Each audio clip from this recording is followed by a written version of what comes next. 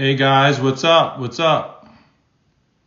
Welcome to another live. I'm excited.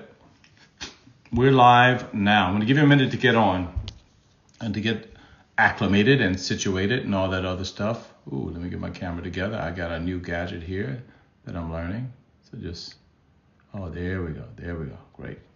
So it's Tuesday and it's time for our next live. Hey, what's happening, Lynn? How you doing, sweetie? Excuse me. I can call her sweetie because that is my niece, okay?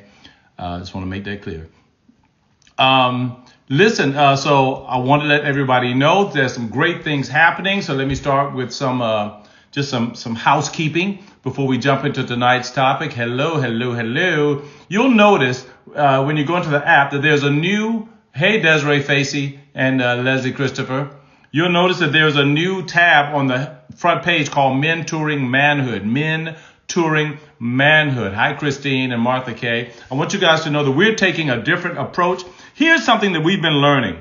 And in the last 6 months that we've been really focused on having this app out to everyone, we've learned some things. And here's what we've learned. Everyone asks, where are the men? Where are the men? Where are the men? Hi, Yasmin. Where are the men? So we said, you know what? Where are they? And what we found is that on Tinder, there are roughly about 72% of the users of Tinder are men. And that's because it's more of a meat market. I'm saying that with no apologies. Men come on there to find hookups. That's just the way it is. On the other hand, hey, Pringles in the house and Ali E. And then and that goes also for those like Bumble and Hinge. It's pretty much the same thing. But when you have the more relationship-focused apps, there tends to be more women than men. But what we're doing is we're doing something on this app that's now focusing on making men better and ready for marriage. Not that men aren't already great, because I am one of them. But what we want to do, we want to focus on making men ready. We want this to be an app where men can come and feel comfortable, because we believe firmly, and I believe you guys can chime in, and I've said this before, that if the men are feeling comfortable and are finding resources that can make them better, women are going to be happy, because that's what you want. You want men who are focused and men who are not afraid to make themselves better and not afraid to use resources, and men who are ready to be matched and ready for marriage and ready to make marriage better. So that's our focus, and that's what that new tab is about, Men Touring Manhood. It's going to be incredibly exciting, so I want you to tell your men about it, bring them online. We're going to make this thing incredible. What's going on, Ted? My man, Ted. What's up? That's my nephew, Ted. I'm married to my niece, Lindsay. Love it. Family in the house. All right, great. I want to jump right in here and talk about something. Talk about some things that I heard, okay? One thing is, I'm going to answer some questions. So one question that came up, and whenever there are questions, we will not mention any names. The names will be changed to protect the innocent or guilty, depending. But there was a couple that was married for a while, and you single people can get this. Also, it'll apply to you. Trust me, I try to make it apply across the board.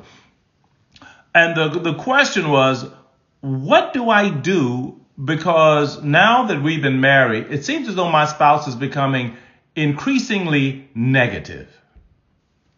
I'm picking up a lot of negativity to the point where it feels like I don't really want them around. Hey, Wendy. It's like, why is my spouse, or in your case, if you're dating or you're single, why am I finding people who are so negative? So the question comes, what's up with all this negativity, and how do I get them to turn the corner to think more positively? Because I'm about, as the question goes, I'm about excitement. I'm about achieving. I'm about moving forward. But I feel like my spouse is becoming like a weight on me. And you may have found this out in your single life, where you met people and like, oh my God, this guy's like you remember Debbie Downer from Saturday Night Live? It's like every positive thing is like, womp, womp, womp. It's annoying. So let's talk about that. I want to talk about negativity and why is it in relationships? First of all, does it have a place in relationships? Let's just start that off by saying no. I'm just telling you, no. Now, the question might come, what is the difference between realism and negativity? There's a big difference. Because some people say, I ain't being negative, I'm just being real. I'm not being negative, I'm just keeping it 100, keeping it a buck. We in our slangs, just pray. So I want to talk about this whole thing is why is negativity and realism the same thing? No, it is not. It is not. Okay? You can keep it 100, be completely genuine, be completely honest, and still be positive.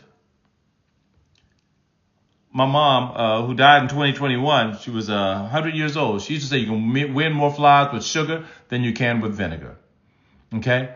Which means simply is that you can always bring in the positive, and positivity will get you so much further than negativity. So why is it that we find that and there's some psychology behind this, there's some spirituality behind this, so I'm going to approach both. And please, if you have questions, I need you to chime in, let me know what you're thinking. First of all, do you know any negative people? And if it's your spouse, do not call out names. Okay, if it's your boyfriend, your girlfriend, or somebody you're trying to hook up with, don't call out names, okay? We don't want that. But if you know somebody who's negative, and I'm sure you do, just chime in and say, yes, I know someone, or no, I don't, or what have you. But I'm sure you do. We've all run across those negative Nellies or those Debbie Downers. Okay, so let's talk about it. What does negativity look like? And in your experience, what have you seen? I want you to give me some scenarios, Rosie Sholdu. What are some scenarios that you've experienced as far as negativity in relationships? I can tell you some that I know exist from the people I've counseled. Small, unloving interactions that are repeated over months and days and years, and where you start not trusting each other. You don't want to be around each other anymore. Here's one. Thank you for that. Lynn says comparison between couples. Yes, that's negative.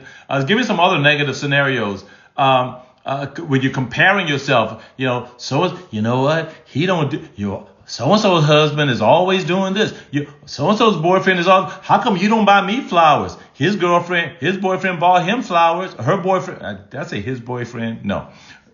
I'm sorry. No. Her boyfriend bought her, whatever, or whatever. Okay. The question is, why is there negativity? And one reason, I'm glad you pointed this out, is when you start comparing and start looking at other people instead of looking at the positive you have. My wife and I, we just came back from walking and we were talking about this. We're trying to keep it together, trying to walk. And she said that, one thing that happens is that when we don't focus on the good that we have as opposed to the negative, why is it that some people focus on the negative so readily than the good? Okay, Desiree says this. When the other party disagrees with you and tries to blame it on some perceived act from your past. Yeah, that's a gaslighting technique. When a person wants to be negative, and these are things that especially if you're a single person, you must look out for this stuff. You got to do that. If someone is negative and someone is bringing stuff from your past, and it's always just something making you feel bad, and that they persist on it. Now we all tend to joke. My lovely, adoring wife always jokes about, when I was single and, girlfriends or what have you. And that's fine because it's all in fun.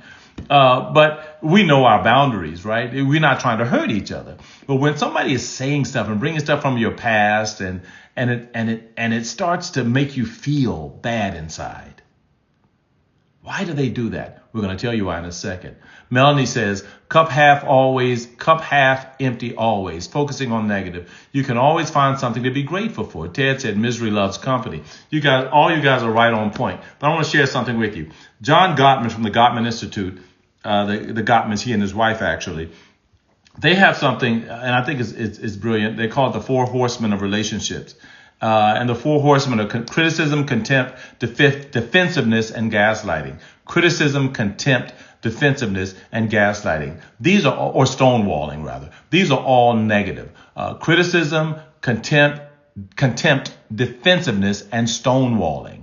Okay, criticism is obvious. Okay, when you're always pointing out a person's negative. Contempt is when you're feeling bad, you're wanting evil for that person. You're looking at them in a way that's not positive. You're looking at them and there's something about them you just cannot. You don't like them anymore because something they do. And I hear people say this about their significant others all the time. They drive me crazy. That's contempt.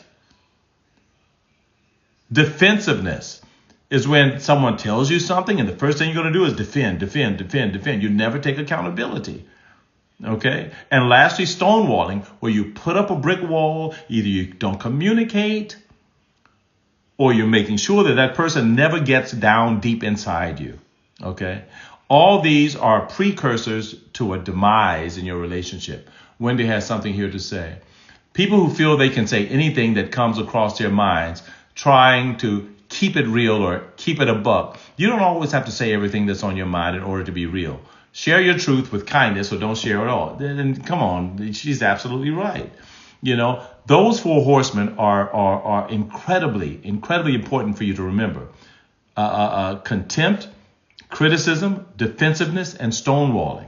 When you see these popping up in your relationship, it's time to get real counseling.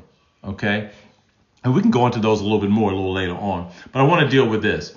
Why do you think there's negativity in relationship? Now, psychologists call it negative bias.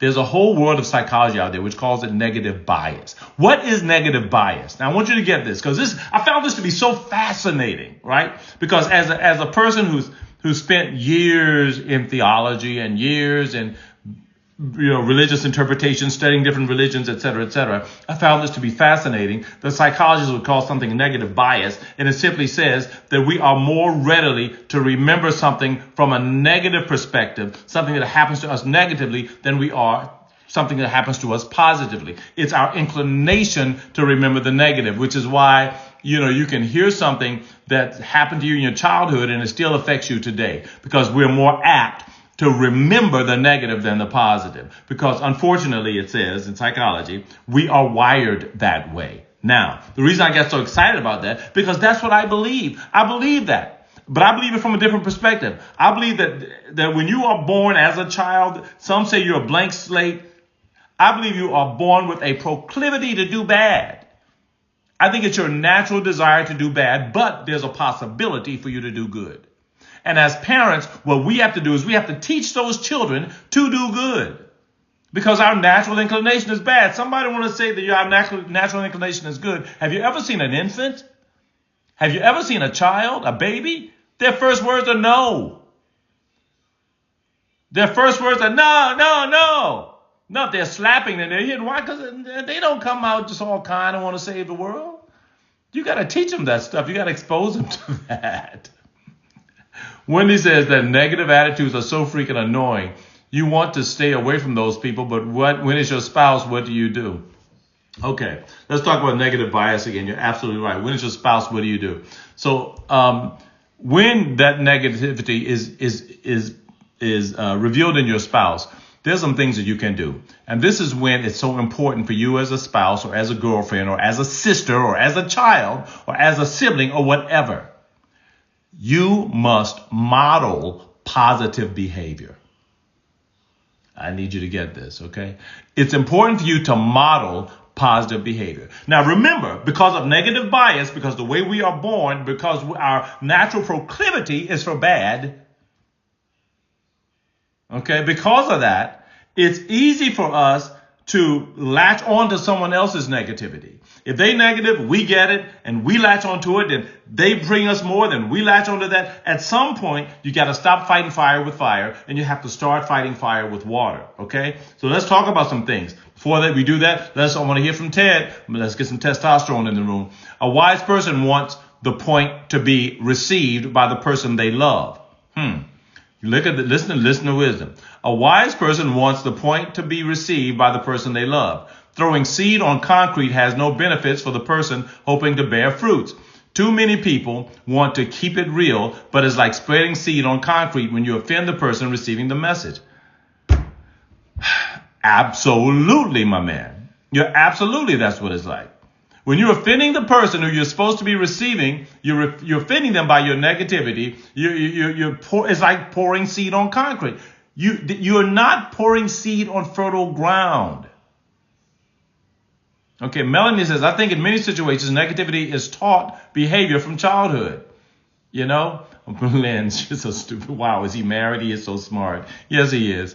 But and you know, you would love his wife. It just happens to be you. So here are the things. Let's talk about this. How do we model positive behavior when we encounter negativity? First of all, this sounds simple, but I need you guys to get this. Cultivate kindness. Now, what does that mean? Okay. And it sounds simple, right? Just be kind. But I'm a firm believer, because I believe in negative bias. I believe that we're born with a proclivity to do bad. And that goodness is something that has to be brought out of us. I believe that you have to force yourself in a lot of instances to be kind.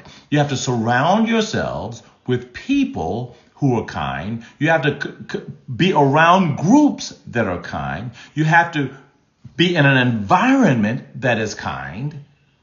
This is where kindness comes from. Sometimes it cannot come from inside. It has to come from your environment, and you have to learn it. I hope you're getting this. Wendy says, we're supposed to give what we want in spite of the other person's attitude. Treat them according to your character, not theirs, in that moment. Right. Exactly. Choose joy and people who reflect joy. And this is something you guys got to get into your spirit. You got to get this into your heart. That if you want to be kind, you got to be around kind people. I don't care where it is. I don't care if it's your job. I don't care if it's your church. I don't care if it's your neighbors. If you want to learn how to produce something, you have to be around an environment that's actually pouring that into you. Because that's what's going to be the first step in dispelling negativity. To produce kindness. I'm here to tell you. John Gottman, I'm going to read this. It says, even if you don't feel like being kind to your spouse sometimes, doing something thoughtful or kind for him or her can easily start to shift your energy, right? Even if you don't feel like it, doing something kind can shift your energy. Thanks for the shout out, Mel. That's why we go to Progression Church, our church, okay? Because it's so important that even if pushing through and doing something kind, especially when you don't like it. I used to have this habit of whenever people did negative to me, I would try to do kindness to them. And it's the hardest thing in the world. It's the hardest thing in the world. Okay? It's really difficult, because your natural tendency is to fight back. But you have to look at the bigger picture. And the bigger picture says that if I fight back and give that thing that's being brought to me, I'm only going to be consumed in that fire of negativity. I have to bring back something that counteracts that. So if negativity is coming, I have to tactically think, I need to invest kindness in this situation. I need to do that. I'm here to tell you, we're talking about how to change negativity into positivity. What about the people who are negative or unkind, but you want to, what about people who are negative or unkind, but you want to change, but don't know how to start? They want to change, but don't know how to start. That's what I'm telling you. Look, let me tell you this. It used to be said that it takes 21 days to change a bad habit into a good one. Recent research says it takes roughly 66 days. Okay, 66 up to 200 days to change it to a good habit. Okay, I think that with social media and everything, we're getting so much negativity brought to us that it just simply takes longer. But it takes roughly over 2 months to cultivate a good habit. If you start by just every day, start your day, call it your first thing in the morning to speak kindness, and then for 3 days in a row, start with 1 day, then 2 days, then 3 days. Cultivating means that I want you to do it habitually to the point where it becomes a habit. Okay. But you got to push through some stuff. You really do. All right. Be an example. That's all you can do. Melanie says 68. Yeah. So the idea here is, first of all, cultivate kindness. What else can you do? Cultivate gratefulness. Start saying how grateful you are. Start journaling how positive things in your life that you are thankful for. I'm talking about changing negativity. If this is you, if you're the negative person, start writing down the things that you're grateful for. My family. I'm grateful for the fact that my health is good.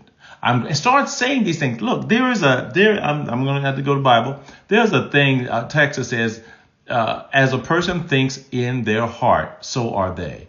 Meaning that whatever you think, that's what you become. Whatever you think in your heart, you start to manifest that. Now, in social psychology and out there, pop psychology, they're talking about manifesting. Well, this is nothing new. Whatever you start to think about is what you're going to manifest. And if you start thinking about gratefulness, you start thinking about positivity, you start thinking about kindness, you start talking about gratefulness. Is somebody calling you a dog? You say, you know what? I want to thank you for your insight. Now, I may not agree with it, but thank you for caring enough to give me what your opinion is of me. Now I'm going to consider that the fact that, you're trying to help. And that's hard because they may not be trying to help. But I believe firmly that by doing good to those who do evil to you, it's going to be even worse for them. It's worse for them if somebody's doing evil and you're doing good. This is how the civil rights movement was even successful, because for every negative, there was a positive response. I'm telling you stuff that's going to change negativity in your life. Okay? Something else. Be kind, cultivate kindness, cultivate greatness. Next, learn how to forgive. Yeah. Learn how to forgive. Letting go of negative things in your life is going to make all the difference in the world.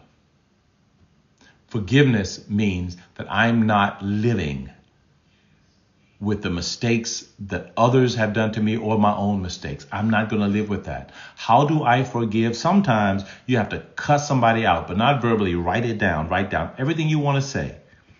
Sometimes you got to do it verbally, but write down everything you want to say and then throw it away or burn it or something.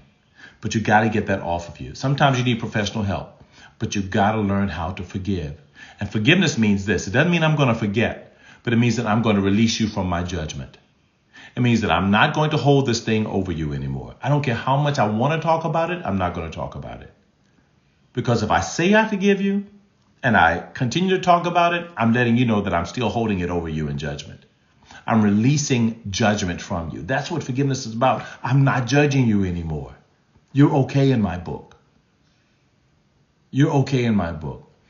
Okay, maybe people who are unkind to others are also unkind to themselves. Yes, and that you're reading my mind here, Wendy. Start by speaking kindly into yourself so you can create a reservoir of kindness in your soul, and you can give to your spouse, kids, and others from your overflow. Girl, you're absolutely right. You're absolutely right.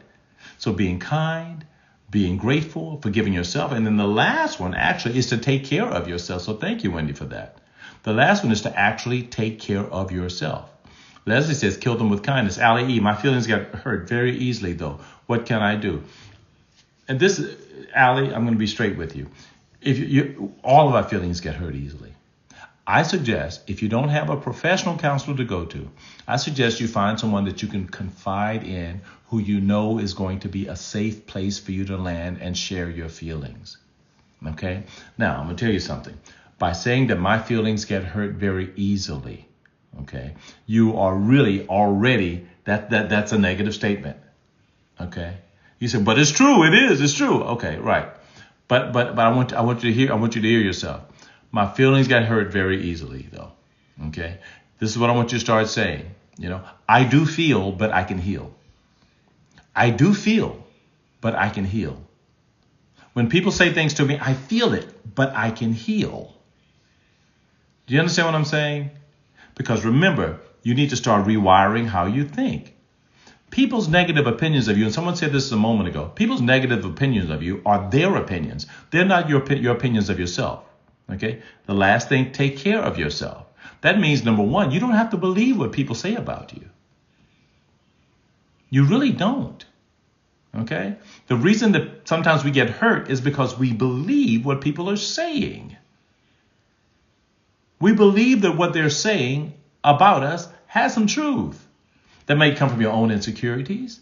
It may come from you not believing in yourself and depending on yourself. So you need to invest some time in yourself and think about that. Why am I hurt by what that person said, who is obviously an idiot? Why am I hurt by that? Okay, let's look at some of these other comments.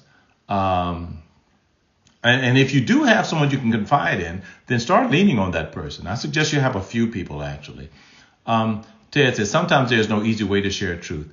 What is the counsel for difficult conversations in a productive way? When should we keep it to ourselves? Okay, you should keep it to yourself, first of all, when you cannot express it in a way, when you rehearse that thing in your mind and you feel like, this is not going to come across well. Okay. And I suggest that for all of us here, that before you say something, you run that through your mind, run it through the sieve, through the colander of your mind to see how is this actually going to sound. Okay. Now, sometimes there's no easy way to share the truth, but when you share the truth, you must always lead with positivity. They call it in psychology a sandwich approach. Okay. Put something good at the top, then in the middle, you give the truth, and then you bring something good at the bottom. Okay, so you start with something positive. Let's say, for instance, you hurt my feelings. Okay, let's say this. You know what? I'm so glad we had a chance to talk, and I really appreciate you being open and honest. I love it when we talk like that. Now, when we were talking, there was something that you said that it did kind of bother me a little bit. And I'm wondering why it did bother me, because it did hurt a little bit. But I'm going to take responsibility for that, and I want to find out, why did that bother me? Because I know you're not trying to hurt me. I know you want what's best for me. Did you get that? I appreciate what you said did hurt me, but I know you want what's best for me. All right. Now, the truth is, that's how you respond if you're hurt. Okay. But telling the truth, sometimes you have to say something positive. You know what? I think you are the most beautiful person in the world. All right. And I'm so glad of our journey together. I really am. I want us to live till we're 90 years old. So I think we need to before you say we go to the gym, let's get to the gym. Let's start getting healthy. Okay? Let's start getting, I know I need to shed some pounds. Let's do it together. All right? Because I love you and I want to be around with you forever. The good, in the middle of it, you got to lose some weight. And in the bottom, because I want to be there forever. All right? So remember that model, okay? I hope you got that. If you forgive your spouse for an offense and decide to stay in the relationship, in the marriage, you must choose to live in a joyful state. If you haven't truly forgiven, that's not possible. This doesn't mean you don't go through the process of resolution. It just means that you decide to be happy while you're doing it. Exactly. So if you've forgiven someone truly for an offense and you decide to stay, you must choose to be joyful. Right. That's absolutely right. And if you don't stay joyful, that means you haven't forgiven. Okay. It means that we know that happiness is a decision. It is a decision. Thank you for that, Wendy. Lynn, what if you don't believe it? But Wendy says here, Lynn says, what if you don't believe it, but it was really mean? I relate with Allie. I'm very sensitive. What if you don't believe it, but it was, look, people are going to be mean. Okay, you cannot stop people from being mean. You can't. And you cannot stop people from saying things the wrong way. They're going to do it.